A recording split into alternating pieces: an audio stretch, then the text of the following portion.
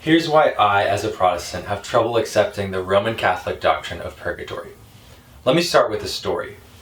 Imagine that two brothers are born. For whatever reason, the first is baptized and the second isn't. They grow up in a pretty rough neighborhood and end up joining a gang. In time, the two are involved in a shootout where they each end up murdering 10 people until they are shot themselves. As they lay dying, a priest walks by. The brother that's been baptized asks the priest to take confession, confesses, and then dies. The other brother asks to be baptized, is baptized, and dies. Now, according to Roman Catholic doctrine, what happens to these two brothers after they die? Well, the brother who confessed before dying will go to purgatory. Now, you might argue this makes sense. He ought to pay for the crimes that he's just committed. Also, he's not ready to enter heaven yet. He needs to have his soul purified before he's ready to enter into the presence of God. Okay, that might make sense. But what about the other brother? Surely he has to pay for his crimes. Surely his soul must be purified before entering into the glory of the presence of Christ? No. According to Roman Catholic doctrine, the second brother, who is baptized right before death, goes straight to heaven, no purgatory, doesn't have to pay any of the temporal debt of his own sin, and is purified such that he's able to enter the presence of Christ immediately. Now, this story illustrates a couple of things for me. Any reason you might give for purgatory seems pretty arbitrary to me. You might say, well, souls need to be purified before they can enter heaven. Well, why does that apply to one brother and not the other? If God can purify a soul instantly after having committed 10 murders, why can't he do that for others? You might say, well, it's simply a matter of justice. God has to satisfy the demands of justice and has to punish people for horrible sins they commit.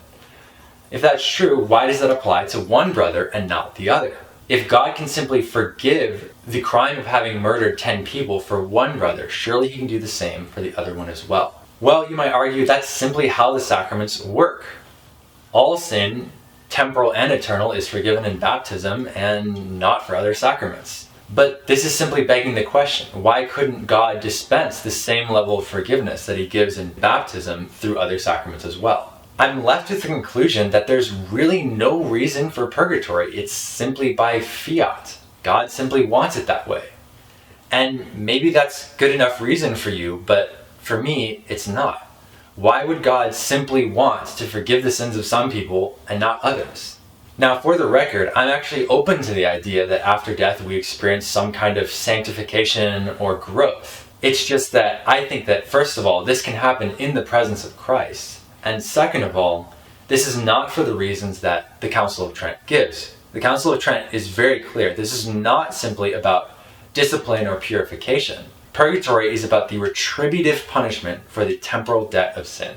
Let me end with the story of the prodigal son, modified a little bit to illustrate why I find this problematic. Let's imagine that a father has a son who leaves and rebels against the father, goes and lives a dissipated life full of sin, but then realizes error and comes back home repentant to the father. But the father, instead of embracing him, tells this son, no, you must go away and suffer punishment for all the sins you've just committed. And once you have been punished sufficiently to pay the debt for all the sins you've committed, then I will embrace you. Then I will forgive you. Then I will welcome you home. Now, this is not intended as a proof text against purgatory. I think it just simply illustrates the tension I see when contrasting God's willingness to forgive any and all sin in the Bible versus the Roman Catholic doctrine that he simply doesn't forgive certain people. I simply find this too difficult to square. I think that God is willing and able to forgive any and all sins, and that he can purify us instantly such that we are able to enter into the presence of Christ.